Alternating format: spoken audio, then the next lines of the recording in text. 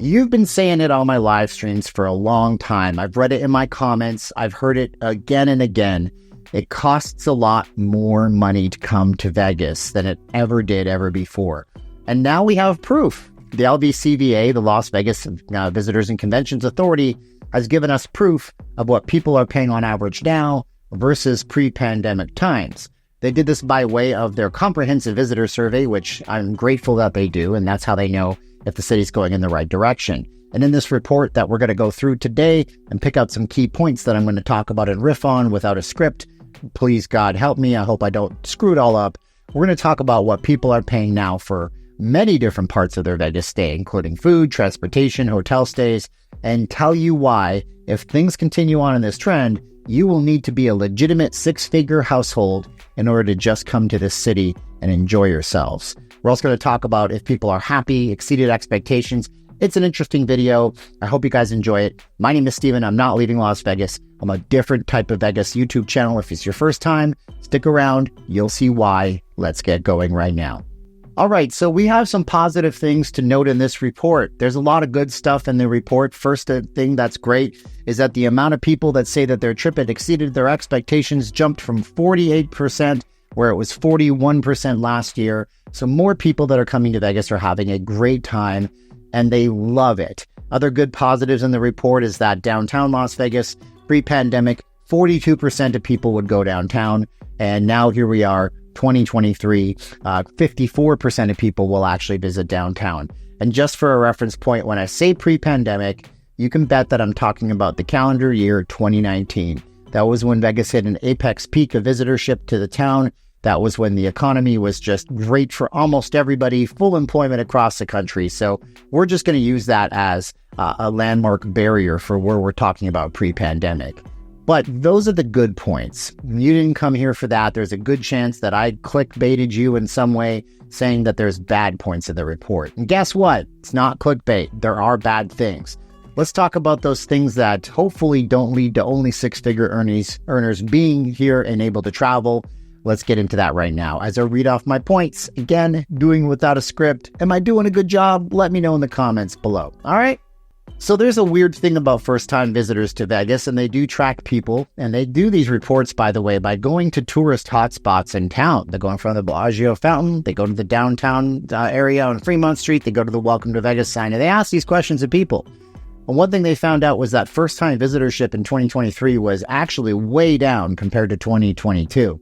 They said in 2022, 24% of people surveyed were first-time visitors, but in 2023 it was only 16%. That's a problem, and that'll actually lead into another data point we have on return visitors and what they thought of this experience versus the first-time newbies. We've all been there before. You're enamored. It's your first time. But that's a problem because if they don't have new first-time visitors and that's not increasing, they don't convert to second, third, and fourth-time visitors. They don't form a pattern of coming to Vegas and having things and spending money in our economy. So hopefully they can get that up. The next thing moving on to, though, is going to be the expectations. Now, where did people see their expectations exceeded? This is an interesting one. You see, of the first-time visitors coming into the city, 68% of them said that the trip exceeded their expectations. God bless your souls, you didn't know any better, you came to Vegas for the first time and you had a blast. But what if you were a returning visitor? That's where things take a sour note. Only 45% of returning visitors considered the trip to have exceeded their expectations. That is kind of a big deal. If someone comes here every year or every 2 years and they keep feeling like the city and the trip let them down, this is a problem that needs to be addressed. And hopefully it will get addressed. And we're going to move on to one of the reasons why those expectations may not be exceeded. And that's going to be the costs of things. Something y'all have been telling me in my comments forever is a major problem, and now we have a little proof of that. So when we get to the costs of things, the biggest part of your trip is going to be the cost of your hotel. But there's a weird thing that almost costs as much as your hotel nowadays, and we'll get to that in just a second. So pre-pandemic, the average hotel room night in Vegas was $117. Post-pandemic, in 2023, it had skyrocketed, so we have nearly a $60 spread of increase on the price of a hotel room between those two dates. It's funny because I remember all the comments and all the people that said that Vegas was going to have a fire sale and the city would shut down and nobody would return. But apparently they've returned an event with a vengeance to the point where nobody cares that they're paying $60 extra per room. And that is the cost of some rooms in town, by the way. If for every room that you're staying in that costs $173, there's probably another room somewhere else that costs about $60. So that's a big portion of your money that's being spent on just lodging. For every 3 nights you're here, that equals $180. That's not an insignificant amount of money. Another interesting thing from the report is the admission that more people are staying per room than ever before. This might be because the price of rooms are expensive. So sharing rooms, staying 3 to a room, seems kind of strange to me. I'm a married person. I don't know that me and my wife Caroline would have a third person in our room with us. But if that's what people have to do, this may be how people are managing to come here. And people ask me all the time on my live streams, how are people affording to come to Vegas? Well, I guess if you cram yourself into a sardine tin of a room with 10 people in it, even a $200 a room night is only worth $20 to you. So one of the other expenses that's gone up, and asking how they can afford all this, is the price of food spent on an average trip. The price of food on an average trip in Vegas was $415 from 2019's pre-pandemic Las Vegas era. But the post-pandemic Las Vegas era is $567. You heard that right. Even if you can get a room stay that's maybe $100 a night for a 3-day trip, that's the average, you're still paying an average of $567 just on the food. Now you tell me in the comments below why you think that has increased so much. But that's a tremendous amount of increase. Gone are the days where there's multiple McDonald's restaurants on the Strip, and even Ocean's 1 over at the Miracle Mile has had to increase its prices. This has to be something to do with inflation costs because there's no other reason why this should ever happen. But that's quite the jump. But other things did see a jump too, so we got way more expensive in other areas, such as shows. People are spending a lot more to go to shows in Vegas, and most of them are still seeing production numbers, not as many people seeing headliners. However, 2019 pre-pandemic Vegas, people paid $111 on average on entertainment and shows, but nowadays they're paying a staggering $278. That is over double the cost of what you used to pay for a show before the COVID-19 shutdown. And a lot of this makes a lot of sense. A lot of shows were cut off of the lineups of casino properties all around town. Smaller shows that were running in small showrooms where you could get a decent set of tickets for $120, those have gone by the wayside, and big production numbers backed by big investors and big giant touring companies and things like Cirque du Soleil, those are where people are going to see shows, it seems, in 2023. So the price of shows is way up, as well as the price of food, and as well as the price of hotel rooms. What else is there to do in Vegas? Well, you have to get around in Vegas. You have to have some level of transportation, and that causes a big problem in the Vegas experience. Let me explain. So pre-pandemic in Vegas, people used to spend around $130 on transportation. And this can be anything from taking the double-decker bus, or maybe a private taxi, or renting a car, or just paying for parking. And maybe it's that paying for parking part, because $130 before the pandemic has now shot up to $238 on transportation in the city on the average trip. And that is a big pill to swallow, because a lot of the properties that had free parking have gotten rid of the free parking. And it seems like every so often the rates on the parking do go up at the properties where you want to actually use the parking spots. Now, there are still free parking spots on the Strip, so I'll make a video on that soon. Be sure to subscribe to the channel, but for right now, you just got to know places like Wynn and Encore, yeah, their free parking days are actually gone. You get 3 hours of free parking, but it's not a free lunch. But don't worry, you still have the Treasure Island, the Circus, you still have some other properties. But again, we'll get into that in a future video, so I hope you subscribe so I can see you come back for that one. So all in all, people aren't seeing as many shows. We talked about the prices of shows. That was another thing in the entertainment and the places they're spending money department that went down. Yeah, 26% of people are seeing shows nowadays versus 51% in 2019's pre-pandemic Vegas. That is quite a large decrease in people actually going to shows. And it makes a lot of sense. There are so many other things happening in town that can take your attention away from seeing a show, so I guess that was to be expected. But do people overall think Vegas is too expensive? The answer is yes.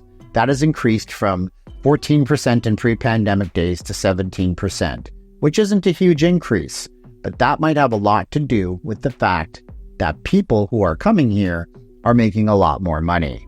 A lot more money than you might think. You see, the biggest movers and shakers, the people who can afford to come to Vegas that maybe don't think that a 200% increase on the prices of show tickets or a 40% increase on the prices of food is a big deal.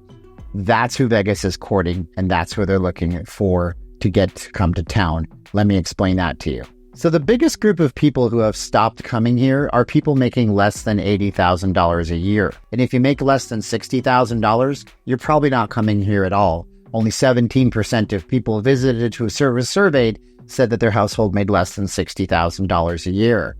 But the biggest mover and shaker is those in the $150,000 plus bracket, which explains why they're coming in for the first time, saying they're highly satisfied, 68% if you remember earlier in the video, and they're having no problems shouldering all the costs. Everybody else who's dissatisfied with their repeat experience, they're the ones who are either falling off of the income bracket, not able to afford to come here, or they're the ones that know what it used to cost and are pining for those days where things weren't so out of control on the level of costs incurred on things like transportation, dining, and their hotel stay and the show tickets. So the biggest jump was, again, people making over $150,000 a year. And of those people that do come and have been here in the past, what do the repeat visitors complain about the most? Well, we got that data too for you. So of the people surveyed, the biggest thing that strikes me as something that is immediately able to be rectified is how many people think this city is dirty when they come here. And this is not all that surprising to me.